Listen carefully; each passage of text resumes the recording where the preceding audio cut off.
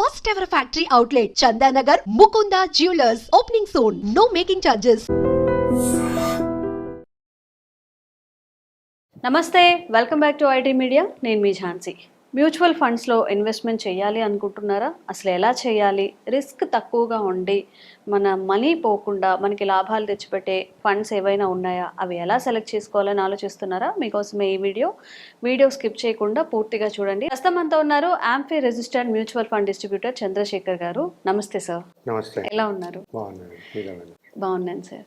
So అందరు చెప్తున్నారు, ఇప్పుడు ఈవెన్ మోడీ గారు కూడా చెప్తున్నారు ఇన్వెస్ట్మెంట్ చేయండి అని చెప్పి. ఇన్వెస్ట్మెంట్ చేయాలి అనుకున్నప్పుడు అసలు మన దగ్గర ఎంత డబ్బులు ఉండాలి? ఆ మ్యూచువల్ ఫండ్స్లో మనం ఇన్వెస్ట్మెంట్ చేసేటప్పుడు ఎలాంటి జాగ్రత్తలు తీసుకోవాలి? ఇందులో ఇన్వెస్ట్ చేస్తే మనకి రిటర్న్స్ బాగుంటాయి, ఇందులో చేస్తే మనకి డబ్బులు పోయే అవకాశం ఉంటుంది. ఆ బ్యాలెన్స్డ్గా ఇన్వెస్ట్మెంట్ చేయడం అనేది ఎలా నేర్చుకోవాలి? ఇప్పుడు మనం రిస్క్, మ్యూచువల్ ఫండ్స్ అంటేనే రిస్క్తో కూడించింది. Okay, right. మా mutual funds are subjected to market risks. So risk లేకుండా రిటర్న్స్ మ్యూచువల్ ఫండ్స్లోని లేదు, రియల్ లైఫ్లోనూ లేదు, ఏ బిజినెస్లోని లేదు. రిస్క్ లేని బిజినెస్ అంటూ లేదు. ఏ బిజినెస్ అని మీరు ఒక యాక్టివిటీ చేసినా సరే, సో ఫర్ ఎగ్జాంపుల్ మీరు ఇక్కడ నుంచి మీరు ఇంకో మీ ఆఫీస్ కానీ లేకపోతే బయట అవుట్ షూట్కి వెళ్ళారు, బైక్లో వెళ్ళారు, ఇక్కడ నుంచి అక్కడికి వెళ్ళినప్పటికీ మీకు రిస్క్ లేదనుకుంటారు. మీరు బోల్డ్ రిస్క్లు ఉంటాయి, మనకు తెలియదు. మ్యూచువల్ ఫండ్స్లో అయితే మనకి రిస్క్ ఉందని తెలుసు. కాకపోతే మనం చేయవలసింది ఏంటంటే, ఇక్కడ క్వశ్చన్ ఏంటంటే లో రిస్క్ అన్నారు. లో రిస్క్ అంటే లో రిటర్న్స్ కానీ కాదు కదా. జనాలకి లో రిస్క్ హై రిటర్న్స్ కావాలి కదా. సో కావాలి అన్నప్పుడు ఇంకోటి ఏంటంటే, మ్యూచువల్ ఫండ్స్లో బెస్ట్ మ్యూచువల్ ఫండ్స్ అనేది లేదు. ఇప్పుడు మీరు గూగుల్లో కొట్టి చూస్తే బెస్ట్ 5 మ్యూచువల్ ఫండ్స్ లేకపోతే బెస్ట్ 10 మ్యూచువల్ ఫండ్స్ అని చూస్తే చూపిస్తుంది, రిటర్న్స్ చూపిస్తుంది. ఇదే 5 బెస్ట్ 5 మ్యూచువల్ ఫండ్స్ నెక్స్ట్ 10-20 ఇయర్స్లో బెస్ట్ ఉంటుందా? ఉండొచ్చు, ఉండకపోవచ్చు, అది చెప్పలేము. సో నేను చెప్పేది ఏంటంటే, there is no best mutual funds. It is a rotation. Okay. ఇప్పుడు చేసేది ఒక ఏఎంసీ ఇవాళ బాగా చేయొచ్చు, ఇంకో ఏఎంసీ ఇంకో నెక్స్ట్ 5 years చేయొచ్చు.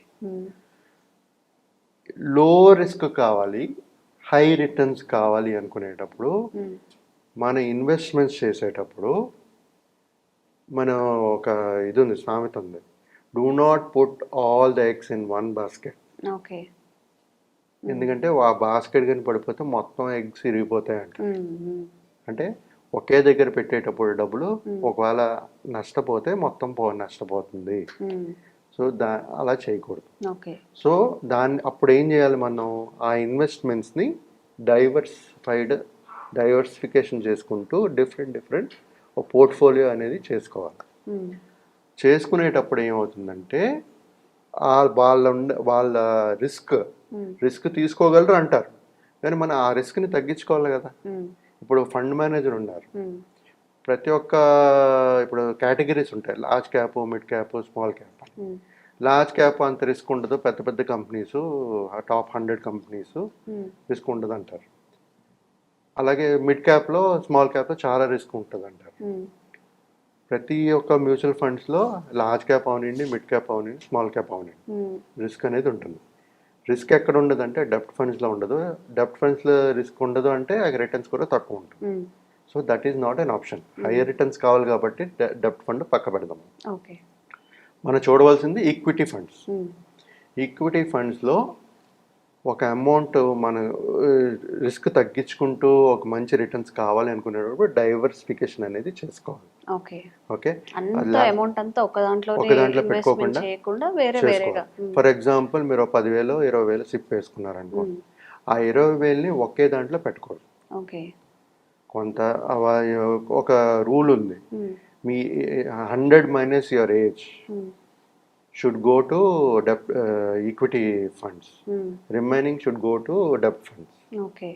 అలాగా పోర్ట్ఫోలియో రీబ్యాలెన్సింగ్ అనేది చేసుకుంటూ ఉండాలి. ఇది వన్ టైం యాక్టివిటీయా ఇప్పుడు ఎందుకంటే మార్కెట్ సినారియోస్ మారుతుంటుంది.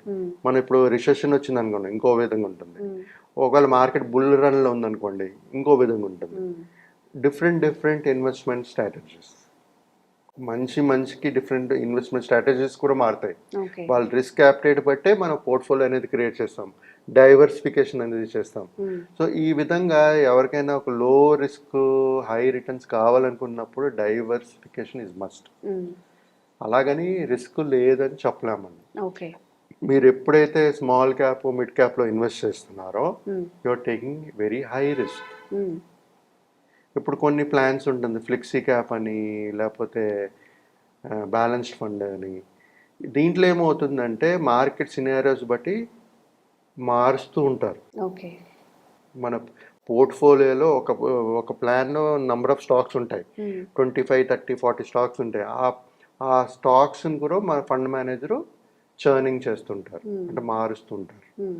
మార్చేటప్పుడే కదా మన రిస్క్ని తగ్గించుకుంటూ బెటర్ రిటర్న్స్ అనేది ఆయన బాధ్యత అదే కదా, ఆయన యాక్టివిటీ అదే కదా. సో ఇలాంటి లో రిస్క్ హై రిటర్న్స్ అనేది మనం సెలెక్ట్ చేయలేము. రిస్క్ ఉందని తెలుసు కానీ మనం రిటర్న్స్ కావాలన్నప్పుడు అదే పెడతాం, అదే పెడతాం మనం. కానీ రిస్క్ ఉంది కదా అక్కడ, లో రిస్క్ కాదు కదా, హై రిస్క్ కదా. సో మనం పెట్టిన పెట్టుబడిని డైవర్సిఫై చేసుకునేటప్పుడు మన రిస్క్ని లో చేసుకోవచ్చు, రిటర్న్స్ కూడా బెటర్ రిటర్న్స్ వస్తాయి. కానీ there is no best 5, best 10 mutual funds. మీ ఫోలియోని మీ ఇన్వెస్ట్మెంట్ని డైవర్సిఫై చేసుకుంటూ ఇన్వెస్ట్మెంట్స్ చేస్తూ వెళ్తే మీ రిస్క్ అనేది తగ్గుతుంది, రిటర్న్స్ అనేది వస్తుంది. ఇది ఏంటంటే వన్ టైం చేయడం కాదు, it is a continuous process. ఇప్పుడు ప్రతి ఒక్క ఇన్వెస్టర్ ఏం చేస్తున్నారంటే మేడం డైవర్సిఫై చేసి వదిలేస్తున్నారు, చూడట్లేదు అసలు. అంటే ఎవ్రీ మంత్ చూడమని చెప్పట్లేదు, కనీసం ఒక 2 years, 3 years రివ్యూ చేసుకోవాలి కదా ఫండ్ పర్ఫార్మెన్స్. వాళ్ళ ఇన్వెస్ట్మెంట్ ఆరిజిన్ ఒక 20 years, 25 years ఉంది అనుకోండి, కనీసం ఒక 3-4 yearsకి ఒకసారి చూసుకోవాలి ఆ ఫండ్ పర్ఫామ్ చేస్తుందా లేదా. ఇప్పుడు కొన్ని ఏఎంసీస్ ఇష్యూస్తో వచ్చాయి, కాంట్ వచ్చింది, అలాంటి కొన్ని ఇష్యూస్ వచ్చినప్పుడు అది మార్చాలా ఉంచాలా చూసుకోవాలి కదా. ఫండ్ పర్ఫార్మెన్స్ చూసుకుంటూ ఆ డిసిషన్ మేకింగ్ అనేది చేసుకుంటూ ఇట్స్ ఎ కంటిన్యూస్ ప్రాసెస్. మన గోల్ రీచ్ అయిన వరకు it is a continuous process. అలాగని చెప్పి ప్రతి నెల చూడకండి. Market mutual funds are long term investment, అంటే అట్లీస్ట్ 5 తర్వాతే మీకు కనబడుతుంది, 5 years తర్వాతే మీకు రిటర్న్స్ అనేది కనబడుతుంది మీకు. సో ఈ విధంగా ప్రతి ఒక్కరూ ఎవరైతే లో రిస్క్ కావాలి హయ్యర్ రిటర్న్స్ కావాలనుకున్నప్పుడు పోర్ట్ఫోలియోని డైవర్సిఫై చేసుకోండి, ఇన్వెస్ట్మెంట్స్ చేస్తుండండి. ఒక అడ్వైజర్ త్రూ, ఒక డిస్ట్రిబ్యూటర్ త్రూ వెళ్తే మీరు ఈ రిస్క్ అనేది తగ్గించుకుంటూ బెటర్ రిటర్న్స్ అనేది చేయగలుగుతారు. సార్ ఇప్పుడు సపోజ్ ఎస్ఐపి తీసుకుందాము, ఒక మంత్లీ యావరేజ్ ఇన్కమ్తో ఒక పర్సన్ 5,000 ఇన్వెస్ట్మెంట్ చేస్తున్నాడు, ఒక 10 years చేశాడు, తనకి ఎంత రిటర్న్స్ రావచ్చు? 5,000 అన్నారు కదా మీరు, 5,000 ఎన్ని ఇయర్స్ మేడం అన్నారు? ఒక 10 years చేశారు అనుకోండి. ఇక్కడ ఏంటంటే మేడం రిటర్న్స్ కూడా మనం చూసుకోవాలి. సో జనరల్గా ఏంటంటే ఇన్వెస్టెడ్ అమౌంట్ 6 లక్షలు చేస్తున్నారు అని, ఆయనకు వచ్చే మెచ్యూరిటీ వాల్యూ ఏమో అరౌండ్ 11,61,000 వరకు సుమారుగా ఆన్ యావరేజ్ వస్తుంది. It's on the lower side, hire side వచ్చే ఛాన్సెస్ కూడా ఉంటుంది, depending on the type of plan వాళ్ళు సెలెక్ట్ చేసుకుని ఇన్వెస్ట్ చేయడం మొదలెడతారు, దాన్ని బట్టి మనకు వస్తూ ఉంటుంది. ఇది ఏంటంటే మేడం ప్రతి ఒక్కరికి స్ట్రాటజీ 5,000 అనేది మీరు చెప్పినట్టుగా 5,000 కట్టగలరు కాబట్టి మనం మాట్లాడుకుంటున్నాం. కొంతమంది 10,000, 20,000 కూడా కట్టగలుస్తారు కానీ 5,000 కడతారు, 20,000 కట్టగలుస్తారు కానీ 5,000 స్టార్ట్ చేస్తారు. కొంతమంది ఏంటంటే వాళ్ళ స్ట్రాటజీ ఎలాగుంటుందంటే వాళ్ళ థింకింగ్ మనం చూద్దాం, ఫస్ట్ రిస్క్ ఏదో పోతుందా, భయం ఏదో అవుతుందా చూసిన తర్వాత మెల్లి స్లోగా పెంచుకుంటూ ఉంటారు. ఈ విధంగా ప్లాన్ చేసుకోవాలి మేడం. ఎస్ఐపిలో అమౌంట్ పోవడం అనేది ఉంటుందా సార్? పర్ మంత్కి ఇంత కడుతూ ఉంటారని చెప్తుంటారు కదా. ఇప్పుడు ఎస్ఐపి అంటే సిస్టమేటిక్ ఇన్వెస్ట్మెంట్ ప్లాన్. మ్యూచువల్ ఫండ్స్లో ఒక ప్లాన్లో ఇన్వెస్ట్ చేస్తారు. ఒక ప్లాన్ అంటే ఏంటి, దాంట్లో మీకు చెప్పినట్టుగా 25 నుంచి 30, 40 స్టాక్స్ ఉంటాయి, కరెక్ట్? ఆ 40 స్టాక్స్లో ఇన్వెస్ట్ చేసేటప్పుడు ఆ 40లో ఒక 10-20 కంపెనీలు పడినా సరే మిగతా కంపెనీలు పెరుగుతాయి కదా. ఆన్ యావరేజ్ అక్కడ కూడా మనం డైవర్సిఫికేషన్ చేసుకుంటున్నాం. అంటే మీ ఇప్పుడు ఫర్ ఎగ్జాంపుల్ మీరు 1000 రూపాయలు సిప్ చేశారనుకోండి, మీరు రిలయన్స్ లాంటి కంపెనీ స్టాక్ కొనలేరు. లేకపోతే ఏదైతే 1000 రూపాయల పైన ఎన్ఐవి ఉందో మీరు కొనలేరు, ఆ స్టాక్ ప్రైస్ ఉందో కొనలేరు మీరు. అలాంటిది కూడా ఈ మ్యూచువల్ ఫండ్ 1000 రూపాయలతో మీరు కొనగలుస్తారు. ఎందుకంటే దాంట్లో 30-40 కంపెనీస్ ఉంటాయి, పెద్ద కంపెనీస్ ఉంటాయి. లార్జ్ క్యాప్ తీసుకున్నారనుకోండి, పెద్ద పెద్ద కంపెనీస్ ఉంటాయి. ఆ 1000 రూపాయలది కూడా మీ పావులో 10 పైసలు మీ అమౌంట్ వెళ్తుంది కదా ఇన్వెస్ట్మెంట్. అదే మీరు స్టాక్ కొనుక్కోవాలంటే డైరెక్ట్ కొనుక్కోలేరు. అది one of the beautiful opportunity. Mutual funds ఏంటంటే మేడం, ఎస్ఐపి చిన్న అమౌంట్ నుంచి స్టార్ట్ చేయొచ్చు, ఎంతైనా ఇన్వెస్ట్ చేసుకోవచ్చు. మన దగ్గర ఇవాళ 5,000తో స్టార్ట్ చేశారు, రేపు 10,000 పెంచాలనుకుంటున్నారు, ఇమీడియట్గా పెంచవచ్చు. లేదు 10,000 తగ్గించుకోవాలంటే మీరు 5,000 చేస్తున్నారు, మీరు నేను కట్టలేకపోతున్నాను ఆపేయాలనుకుంటున్నారు, ఆపేసుకోవచ్చు. మీకు దాంట్లో ఒక 10 సంవత్సరాలు ఇన్వెస్ట్ చేశారు, 15 సంవత్సరాల తర్వాత నాకు కొంత డబ్బులు అవసరం వచ్చింది, నేను తీసుకోవాలంటే తీసుకోవచ్చు. నేను ఇవాళ పెడితే నాకు 3వ రోజు మళ్ళీ నా అకౌంట్లో క్రెడిట్ అయిపోతుంది డబ్బులు. It's very flexible.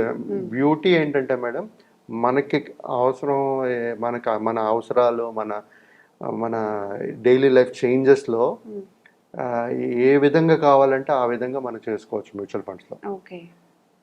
మీరు ఇప్పుడు ఎవరైతే రిస్క్ అని భయపడతారో చిన్న అమౌంట్తో స్టార్ట్ చేయండి, 2-3 ఇయర్స్ తర్వాత చూడండి, అప్పుడు మీరు పెంచుకోండి. ఓకే, దీని మీద పర్ యావరేజ్ గా 12%, 10% అనేది వస్తుందా సార్?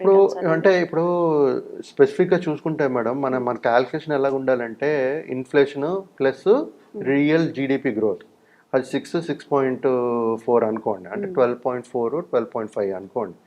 ఆ ఫిగర్ తీసుకుని మనం క్యాల్కులేషన్స్ అనేది చేసుకోవాలి.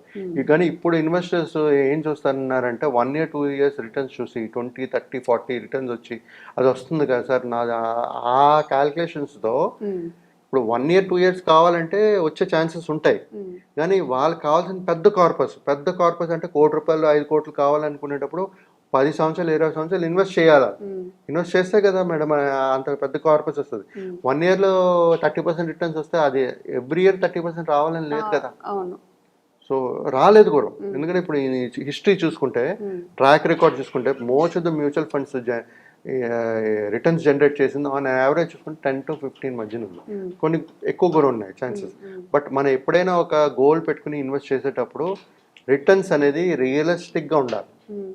ఆ రియలిస్టిక్గా గోల్ పెట్టుకుని, అంటే ఇప్పుడు ఫర్ ఎగ్జాంపుల్ మీ పిల్లలు చదువుకు అనుకున్నాం అనుకోండి, నాకు 50 లక్షలు కావాలి, 8 సంవత్సరాల తర్వాత కావాలన్నా ఆ రిటర్న్స్ మనం క్యాలిక్యులేట్ చేసేటప్పుడు రియలిస్టిక్గా ఉండాలి. మీరు 30% రిటర్న్స్ క్యాలిక్యులేట్ చేసి మీరు ఆ గోల్ వచ్చినప్పటికీ డబ్బులు రాలేదనుకోండి, ఎలా చదివిస్తారు మీ పిల్లల్ని? అది రియల్గా ప్లాన్ చేసుకోవాలి. So lower risk higher returns, diversification is the solution. But higher risk higher returns possibility ఉంది, రెండు ఉంటాయి. ఓకే, రిస్క్ తీసుకోవడానికి రెడీగా ఉండాలి మనం ఇన్వెస్ట్మెంట్ చేస్తున్నాము అంటే. జీవితంలో రిస్క్ తీసుకోకుండా ముందుకు వెళ్ళలేం, ఎదగలేం. గుర్తుపెట్టుకోండి, జనరల్ లైఫ్లో అవనండి, ఇన్వెస్ట్మెంట్స్లో అవనండి, దేంట్లోనే అవనండి. మేబీ మీకు తెలియకపోవచ్చు రిస్క్ ఉందని, కానీ మీరు వెళ్తుంటారు ముందుకి. ప్రతి దాంట్లో రిస్క్ ఉంటుంది. అది దాటి వెళ్తేనే మనకి చూడగలుగుతాము, గ్రోత్ అనేది కనబడుతుంది. Okay, thank you sir. Thank you అండి.